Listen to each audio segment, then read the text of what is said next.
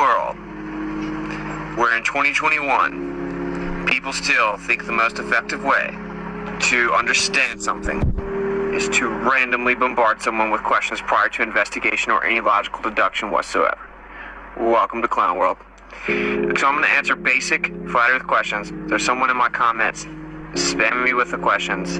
I don't have time to go back and forth and answer every Flat Earth 101 day one question all day on Facebook when you could easily research this stuff if you actually wanted to know the truth. It's actually pretty frustrating. But anyway, so the first question that this person is asking is, so are all the other planets flat? It's not even logical that it could be flat. The only thing that's illogical is to say that the Earth is a spinning cartoon ball in a vacuum where water bends for the first time in the history of mankind, adhering to the outside of a sphere as it spins and revolves around the sun that shoots through space 500,000 miles per hour, while the galaxy shoots 1.3 million miles per hour, and every single star for all recorded history resets over top of the Earth. Is the Earth...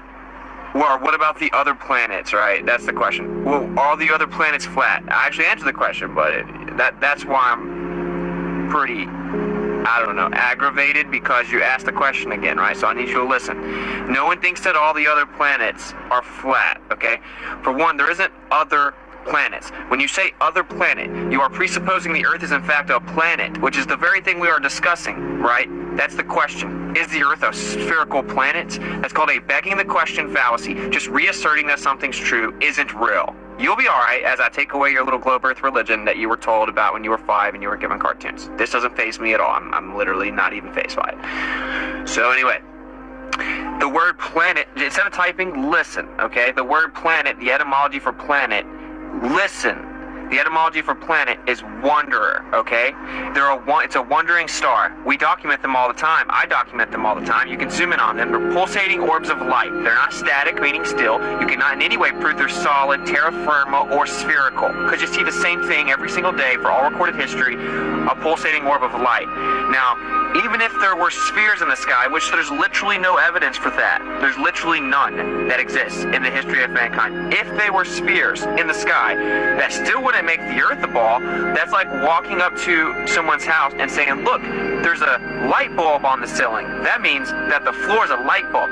That's like walking in a bar, walking up to a pool table, grabbing a pool ball and saying, look, the pool ball is a sphere. That means the pool table is also a sphere, okay? The Earth is provably not curving, which means it's flat. They said it's a certain size, right? So the radius value is the distance from the center to the edge of a circle or a sphere, right? Listen, please. They said that the Earth, it has a radius value of 3,959 miles. That means you have to see the curvature of the Earth at no further than 1.225 times the square root of the observer's height in feet. Okay, it has to curve at a certain rate. You can Google it yourself. Earth curve calculator. This is not flat Earthers math. This is the globe Earth's models math, okay? Google it. Earth curve calculator. I showed you a picture. We have mountains seen from 255 miles away. Listen, 255 miles away. And according to the globe Earth math, the top of the mountain in the back should have been blocked by 1 mile of Earth curvature. An entire mile of Earth curvature should have been blocking the top of the mountain, yet you could see the top of the mountain with the entire mile of Earth curvature missing. You can see the shoreline leading up to the mountain range. It's literally impossible. We have falsified the radius. It does not curve at the rate they said it did objectively. This is why it is censored by the government. This is why you ask questions like, oh, are we a disk in another solar system planet with other spherical planets? Because there's something called the Flat Earth Society, where everything they say is wrong and stupid and not one flat earther thinks any of it. It's called misinformation. So they admitted in Congress they censor Flat Earth, yet they prop up Flat Earth Society, which is not really Flat Earth. It's all misinformation. That should automatically raise a red flag if you're honest. What's on the other side? What's the other side? The deepest hole ever dug is 7.8 miles. It's called the borehole in Russia. No one can dig deeper than that, conveniently enough. It's very similar to the distance of the deepest location in the ocean, called the Mariana Trench. No one's ever dug deeper than 8 miles. It's called the borehole in Russia. Now, whenever the globe Earth had predictions based on the supposed layers of this globe Earth, they were proven inaccurate the entire way down the entire 8 miles. They couldn't even get the top 8 miles correct with predictions, much less could they ever adequately predict 4,000 miles to a core that doesn't exist, that they still can't explain how it somehow creates a magnetic field because of the Curie point, and it's literally impossible according to Stanford and Harvard and Yale and Princeton. They literally can't explain the magnetic field in 2021 on a globe Earth. Now, would you fall off the edge? These are like elementary first grade questions, and I'm being honest with you, right? You need to listen. You have been engineered to treat us as if we're stupid. But you should be honest. You know nothing about the conversation. You haven't diligently researched it. You've never measured it. You've never made a long-distance observation, and you know nothing about it. So when you ask these stupid questions like, can you fall off the flat Earth? That is called a straw man fallacy, right? Because no one thinks that. So can you fall off the edge of a lake? Can you fall off the edge of a shore? Of course not. There's a shoreline, right? You can't fall off the edge of a pond. There's a shoreline. The water's contained. There's something called this. You need to just listen, though, right? Because this is so much information that you're going to have to learn for you to even get close to understanding the conversation. Stop trying to pretend you're going to make flat earthers look dumb, because you look dumb when you do that. You ask questions like, so what is up with the other planets? If you knew what flat earth really said, you know that that's a very dumb question. If you say stuff like, can you fall off the edge? You would know that's a very dumb question. There's something called the 60th south latitude, effectively a circle around you. It was signed in the Antarctic Treaty that it is illegal for you to privately and freely explore past this region. China, Russia, the United States have all signed it. It's the longest lasting peace treaty in modern history, okay? So all these geopolitical adversaries and enemies have all signed a treaty that says it's illegal for you to go explore past that area. So we cannot make claims what's past there because you can't go there to verify it. It's literally impossible and illegal, okay? The one thing that would prove the Earth's a ball is, for one, measuring the curvature of the Earth. Never been done. In fact, the opposite's been done. Every measurement of the Earth ever assumes a flat Earth, and we have measurements way too far to be on a globe Earth, including lasers that were shot without getting hit by the curvature. You need to listen. If you can come up with a question you think that I can't answer, that doesn't make the Earth a ball. We falsified the globe Earth. It is not curving at a rate consistent with the radius value of 3,959 miles.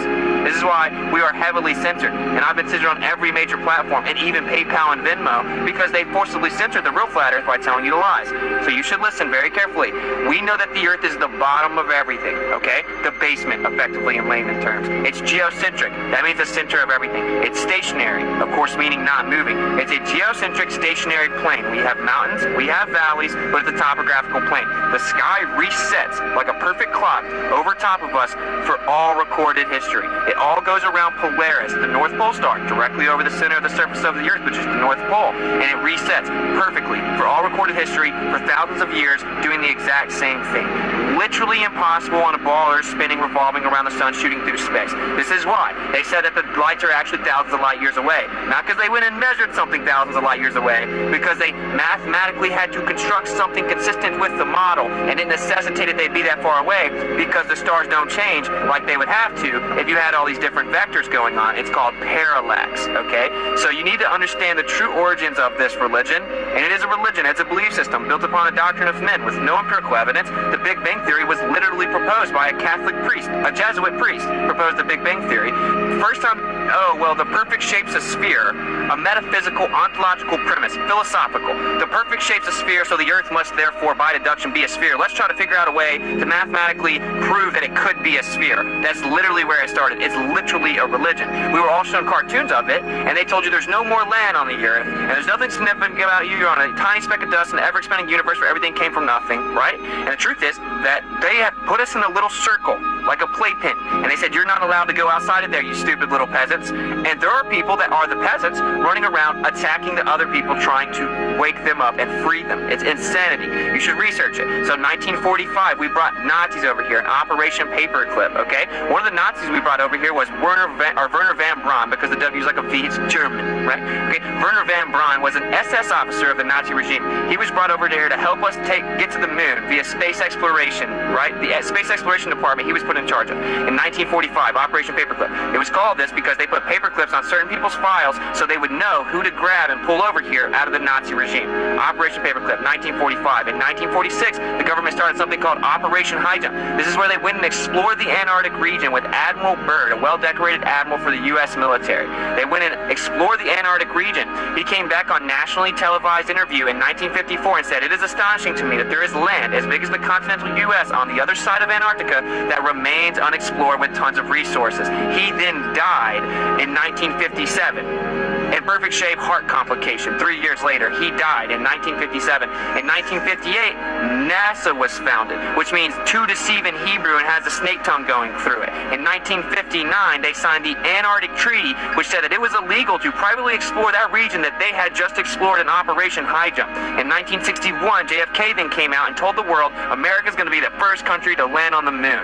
In 1962, they then started to shoot high-altitude missiles in something called Operation Fishbowl, which was part of a bigger operation called Operation Dominique, which translates to of the Lord. So literally meaning Operation Fishbowl of the Lord. The U.S. military shot high-altitude missiles up trying to penetrate the firmament and container. There's hundreds of documents explaining that there's a firmament and that there is in fact approximation method to determine the brightness of the firmament that was proven accurate. There are U.S. military documents that have been declassified, but it wasn't on CNN or TikTok, so you've never heard of it. That is how they've effectively brainwashed the public with cartoons since they were 5. So then they shot these up in 62, 1 year after JFK said we were going to go to the moon. Then JFK got assassinated. Then, in 1968, a movie came out called Space Odyssey about a moon landing, and it was the most famous movie at the time. It won Film of the Year.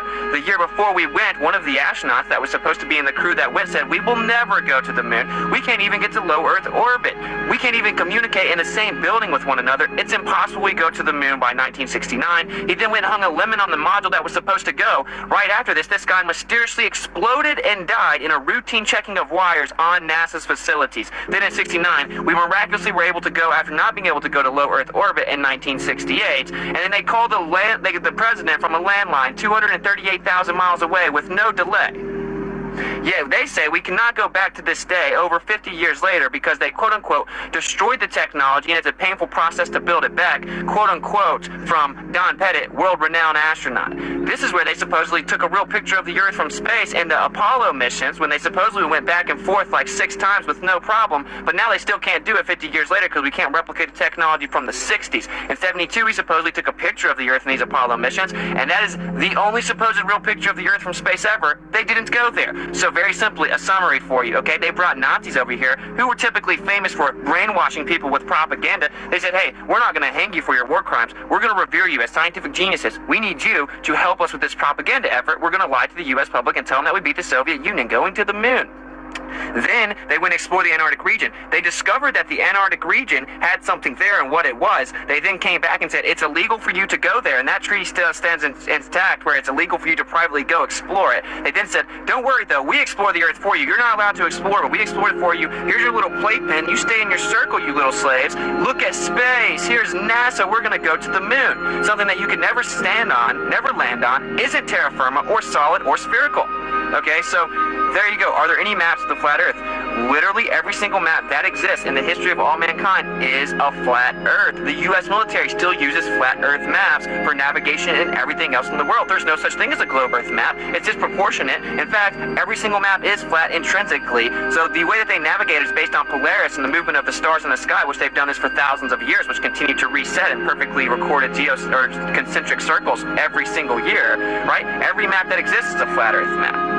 That's the only way you can navigate. Hundreds of declassified documents from the U.S. military saying the Earth's a flat, non-rotating surface. The Earth is flat, that they use flat Earth assumptions for everything that they do, including engineering planes, operating military planes and aircraft, shooting missiles, long-distance ballistics. They always assume a flat, non-rotating surface. Okay, so I get it. It is a lot to take in, but I'm just letting you know you gotta look into this before you think it's crazy. I've been looking into it for 5 years. We have an observation where we're 1 foot off the surface of the Earth, and we look out and zoom in, and the horizon's over 10 miles away. Based on the globe Earth math, geometry, right? If you're 1 foot off this sphere with a radius of 3959, you have to see the curvature at 1.2 miles. So if you're 1 foot off the Earth, you have to see the curvature at 1.2 miles. Yet 1 foot off the Earth, we saw the horizon over 10 miles away. That would require the radius to be 264,000 miles. They claim it's under 4,000. We falsified the radius. It's not as simple as saying, well, maybe it's just a little bigger. They got it wrong. If the radius is wrong, the entire model's wrong. Day and night cycle uses this number. Gravity supposedly uses this number. Planet orbit trajectories use this number. You can never go to space without this number. You need something called the radius of orbit, requiring the radius of the Earth.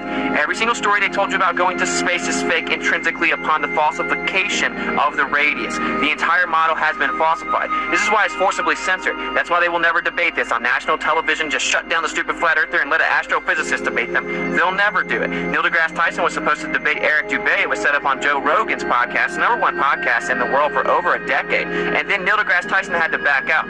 Then they showed you some supposed curvature from Felix Baumgartner at 128,000 feet when he supposedly jumped out and saw the curvature of the Earth.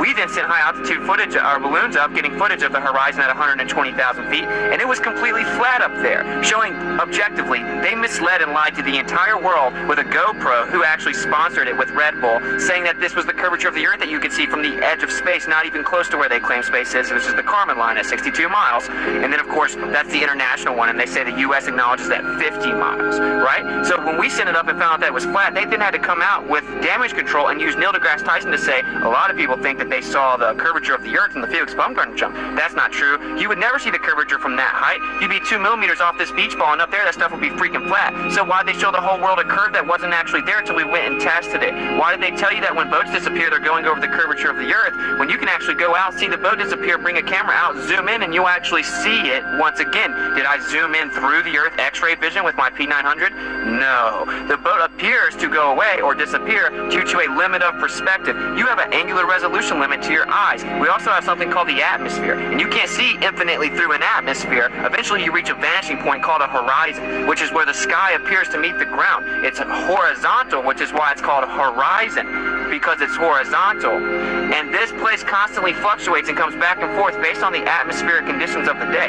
how clear it is, and how high off the surface of the Earth you are. It's not a real physical place that curves and blocks your view. It's an optical apparent location that constantly moves.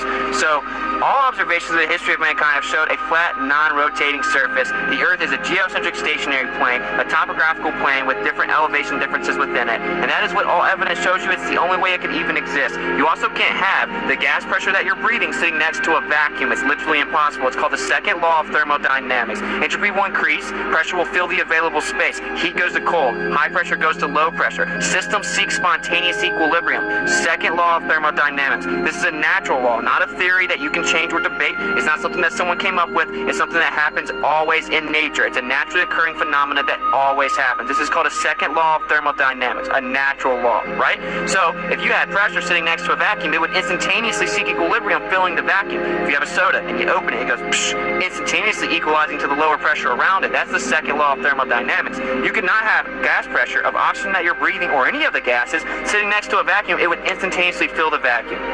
You've been trained to say this word over and over and over. Gravity, gravity, gravity, gravity. Well, gravity is not actually real. It's a concept. It's a theory that has no evidence. So whenever I drop something, it falls down because it's more dense than the air. If I let go of a helium balloon, it goes up because it's less dense than the surrounding air. It's lighter than the surrounding air. Not because it's gravity proof. Helium balloons do not go up because they're gravity proof. They go up because they're less dense. It's called relative density, right? If you wanted to get real specific, everything's intrinsically electrostatic, but that's not necessary. There is no scientific evidence for gravity. There is no experiment that's isolated gravity, and it's known for a fact in highest levels of academia that this does not exist. There is no isolation or scientific experiment validating gravity. That's why it's called the theory of relativity, where they say that gravity is the effect of the bending and warping of space-time. Two concepts. Can you bend freedom and love? Of course not. You can't attribute physical properties to conceptual abstractions. This is called a reification fallacy.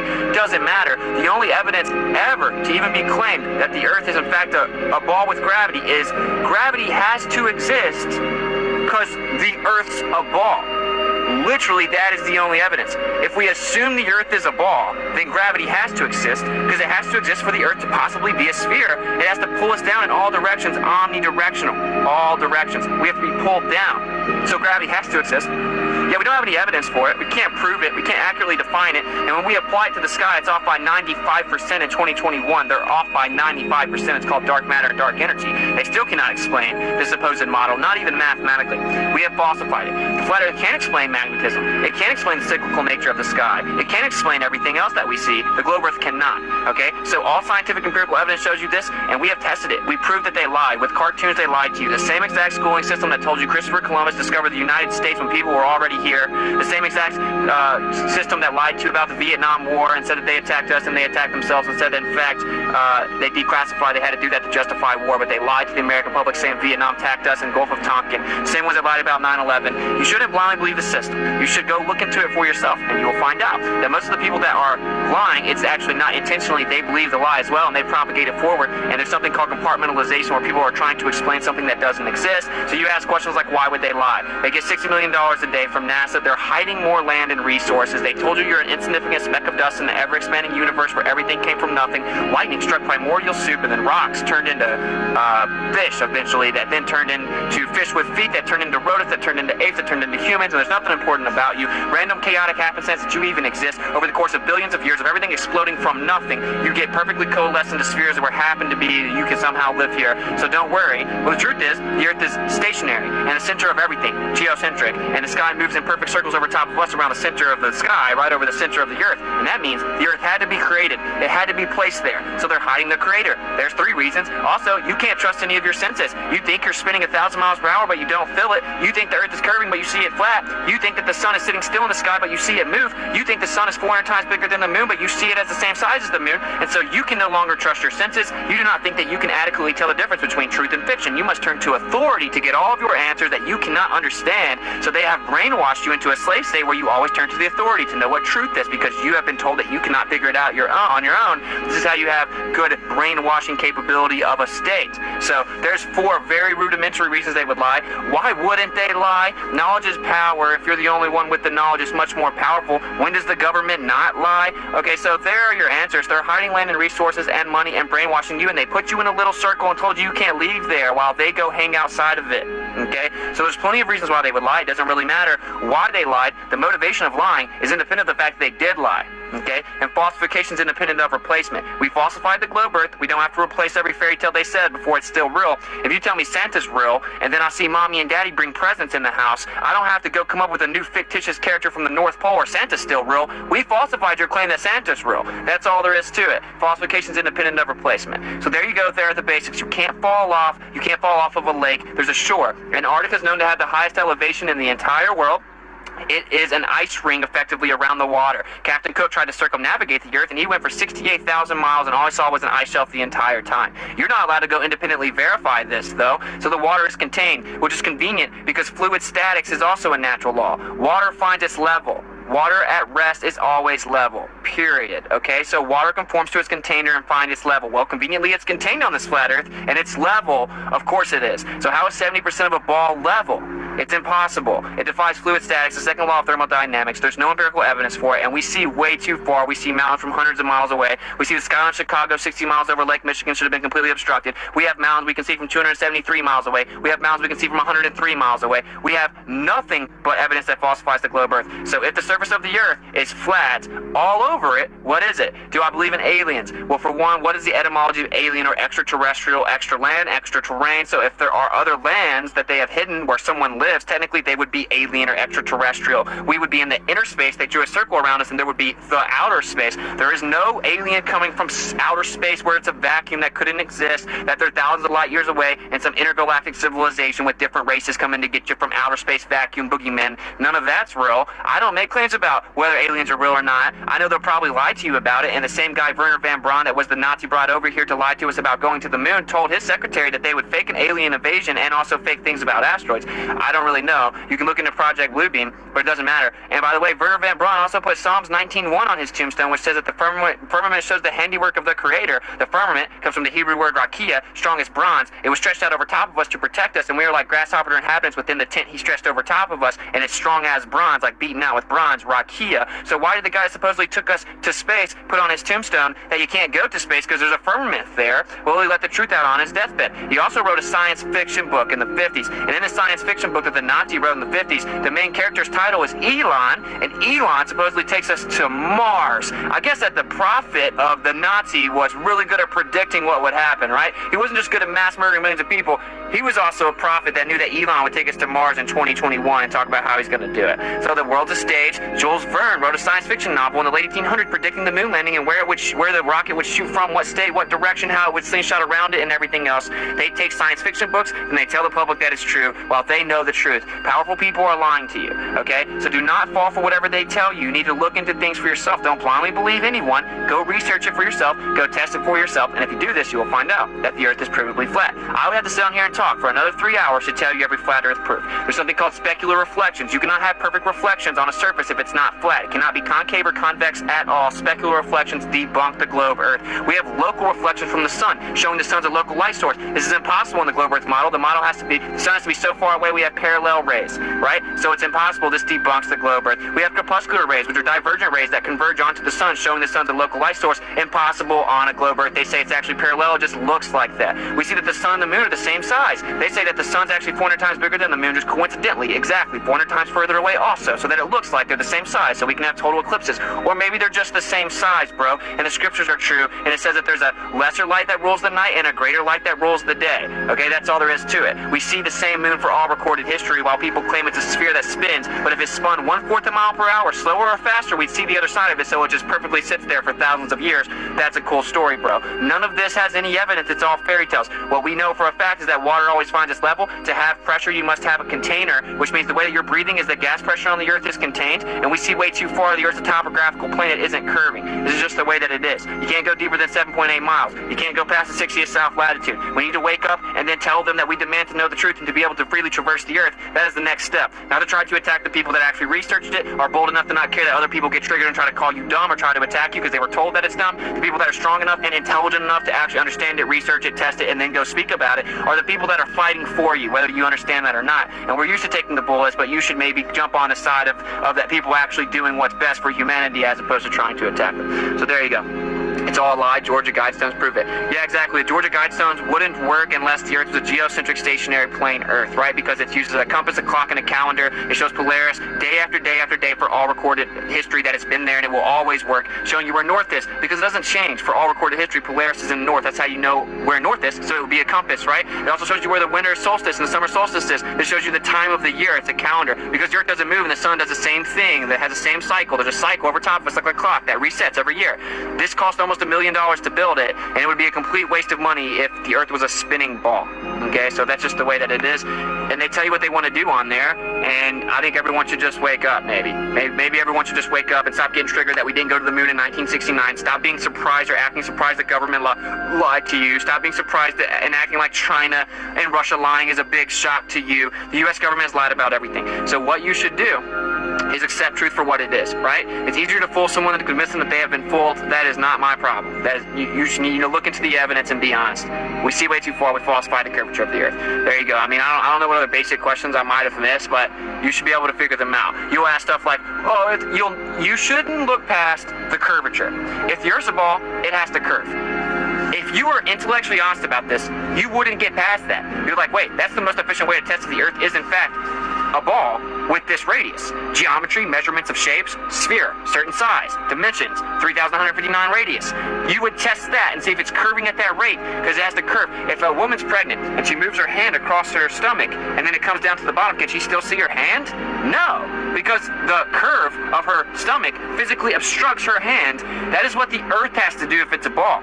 This is where the answer lies. Is it really what they said it is? You can go measure the surface of the Earth, and it is objectively, provably not what they said it is.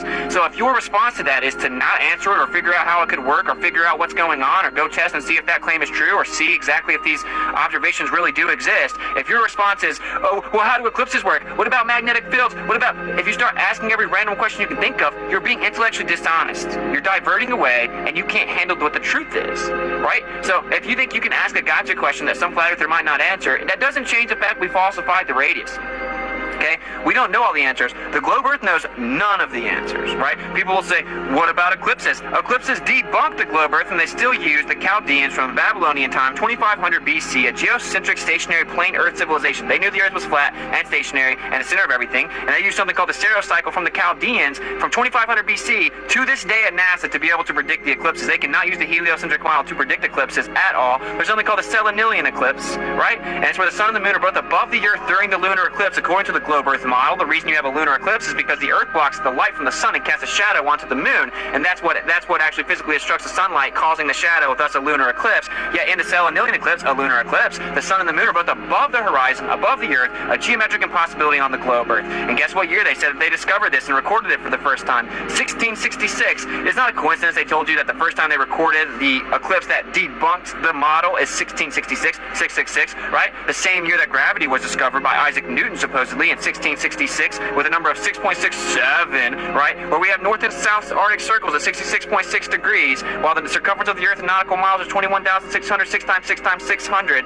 while we're on a 66.6 degree tilt with a curvature rate of 0.666 feet per mile squared, shooting around the sun 66,600 miles per hour. Okay? So it's a lie, it's a Luciferian lie, and if you're actually at the highest level of the occulted people that try to control the world and lie to all of us, you have to know these things, or you're not allowed there. Okay? So that is why they lied. It's simple. If you want to control and brainwash an entire group of people on the Earth, what better way than to start by lying to them about the nature of the very place that they live? If you want to brainwash them on the Earth, why not lie to them about the Earth? Why not tell them there's no more land, it's a finite little sphere, and you have to stay here? Because there's more land and you get to control it. Why would they not lie? Knowledge is power. It's much more powerful if you're the only one with it. So there are the basics for you. You should research it, right? Fly Man's watching, his panties are in a bunch. Dude is a gamer. Alright, I love you guys. I'm going to catch up with you guys later. Battery's about to die. I wanted to answer the basic questions. There you go. I can't go back and forth in comments. And if you watch this video, you'll understand why I can't go back and forth in comments all day. I have hundreds of people that are doing that and sending me messages. So, look at our content. Go find us and listen and learn and study and research. A lot of people on my Facebook will be helpful to you. But for everyone, drop the arrogance, okay? Drop the arrogance. When I first heard about Flat Earth, I thought it was dumb also. Then I humbled myself and researched and tried to prove the Earth was a globe and found out it is far from dumb. And if you're still on that wavelength, even though waves aren't things that don't have links, right? It's just a transverse movement in a medium that has to be there, the antecedent to any type of propagation. But anyway, I digress, right? If you're not even on that wavelength of understanding that it isn't a dumb conversation, you're nowhere close to the truth. You're nowhere close to the truth. So just humble yourself, be honest, seek the truth diligently, and then you will be good to go, right? And people will be more than happy to help you answer your questions. They want you to come over here and know the truth. That's our whole thing. We want everyone to wake up and realize we've been lied to so we can get our power back. But just be respectful. Don't expect to be able to just hurl insults and attack people and that people are just going to love you and be real nice and just keep letting you do it. Because the irony is that, you're projecting your own intellectual insecurity. I go around the United States offering $100 cash to anyone in these major cities that can answer 3 basic questions about the globe Earth correctly, the basic questions about it, and no one ever wins the money. So be honest, you know nothing about it. It's okay. All the flat earthers know everything about it, right? So you should be real here. Just look into it. There's your little beginner's crash course. I love you guys. I'm going to go chill with another flat earther in a little bit, grab something to eat. I may do a computer stream later tonight. My phone is about to die. Peace out. Much love. MasqueradeTour.com, $ what to get to cash at, what's at protonmail.com, PayPal if you want to support the tour. I know I speak fast. I'm sorry. It's just like what I do. So I love you guys. Seek and speak truth unequivocally. The weak find contentment in the consensus of ignorance. So strong people don't care what weak people think. Intelligent people don't care what dumb people think. Informed people don't care what ignorant people think. Stand tall and seek and speak the truth regardless of ostracism or any type of attack or pressure from society. It doesn't matter, right? The weak always do that. So just stand tall for the truth, and actually, whenever they revile you for his name's sake, rejoice, for they did it to all the prophets before you. Peace out.